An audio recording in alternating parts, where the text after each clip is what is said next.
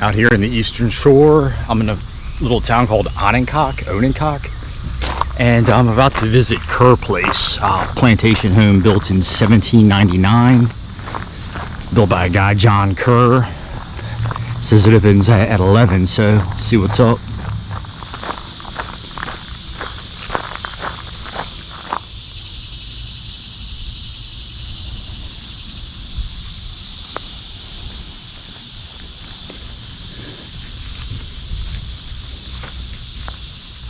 So, like I said, the house was built by John Shepherd KER and his wife Agnes, 1799, and he died 1806, so didn't live here very long.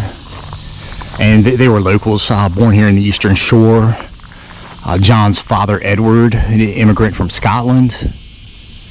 And only two families have lived in this house throughout its existence. And it was purchased by the Historical Society in 1960. There used to be a big glass cupola on the top, and it said you could see incoming ships coming up the Ononcock Creek.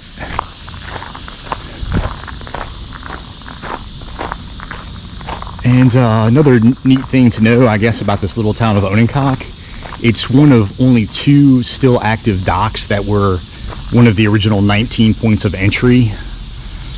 Going back to the 1600s. So this and Norfolk are the only two still active. So yeah, the lady just arrived a little while ago. She's inside getting everything ready.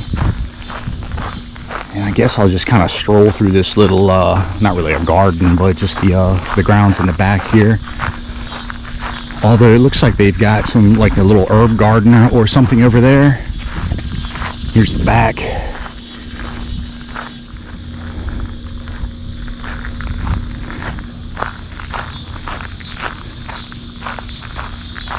Oh yeah, it'd be pretty cool to have a wedding back here.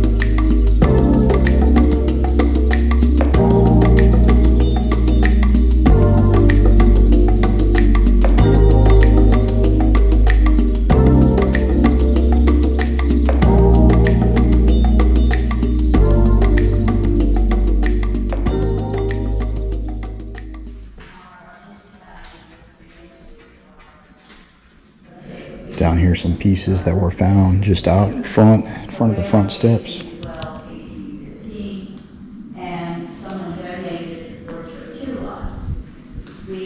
And a portrait up here of this guy, Sir Charles Scarborough. He was a physician to King Charles II, King James II, and William and Mary.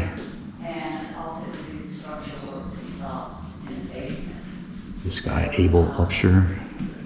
He worked in the administration of John Tyler. The Berkeley Museum in New York, and so if we want to see the portrait, we can pull it up anytime. So that's like a copy of it? Yes, and the ladies could move the furniture around with all the casters.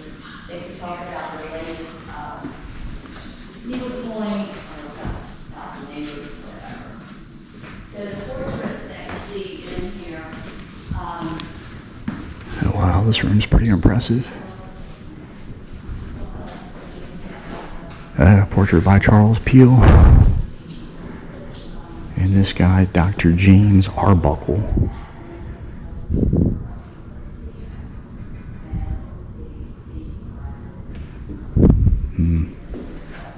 Looks like he was a judge.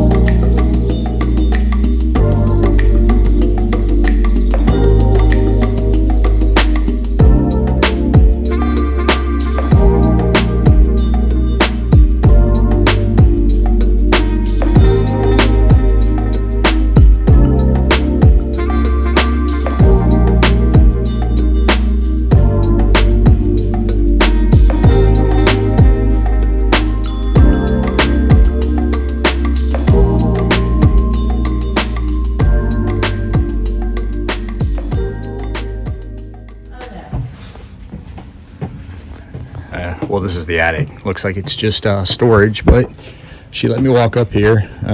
See the Oculus window on the front and the back.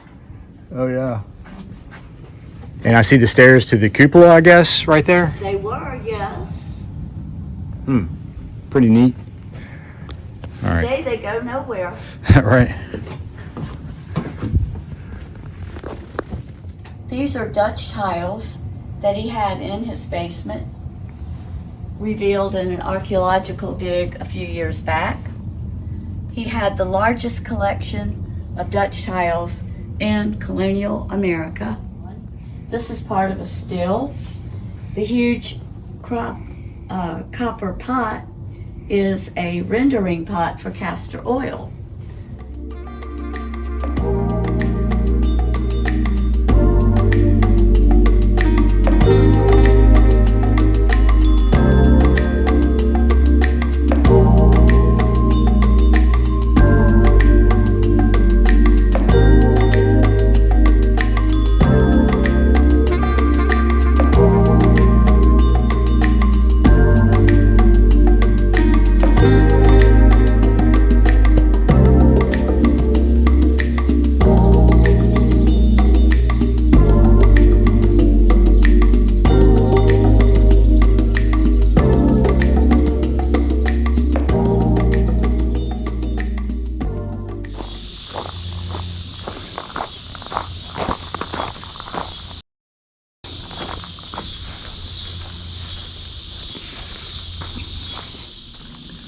All right, so back here, the Nec Log Canoe, and this thing was built 1904. Story goes, John Corbin hired Horace Bundick, who was a waterman and a carpenter, to build it. It's 5 logs across. Oh, and it's named Nec after Corbin's mother. So 45 feet long, 9.5 feet across. Used to have a mast and sail on the top. It was used for oystering during the winter, crabbing during the summer, and there was a crew, it says, of 3 or 4 men who would sleep in there during the winter. And there was a little stove up front, which is yeah, kind of crazy. So, and rudder back here, I know I shouldn't touch. No, it's not moving. Oh, and so it sank 1978 in a storm. So,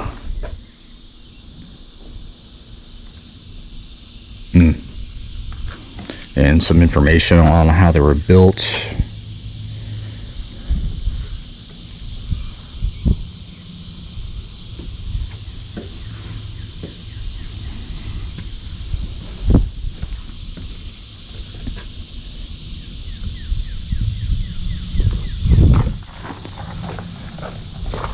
Okay, just finished the tour, and very thorough. She went through everything, and yeah, she was super nice. Took me up to the attic, took me down to the basement, and yeah, she also went over a lot of history of the Eastern Shore, which was pretty interesting. So a couple quick things I can tell you.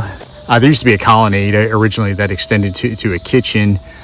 This little attachment is newer. And yeah, everything to the left is the original portion of the house. See the guy, John Shepherd KER, I told you, died 1806, died of tuberculosis. He was only 38 years old. And his wife died 1814, same thing at the age of 38. So, and yeah, I definitely recommend this place. Yeah, this is the only plantation house you can visit on the Eastern Shore. And yeah, she gave me some information on a couple plantation houses up in Maryland I might go to while I'm out here. But yeah, so that's it. Oh, quickly, I can tell you that the Union Army occupied the Eastern Shore, and the KERs were Federalists, so they were kind of left alone. The house was never occupied by the Union Army, and it wasn't damaged. So yeah, it's pretty rare for these Southern homes. Anyway, that's it for my tour. See ya.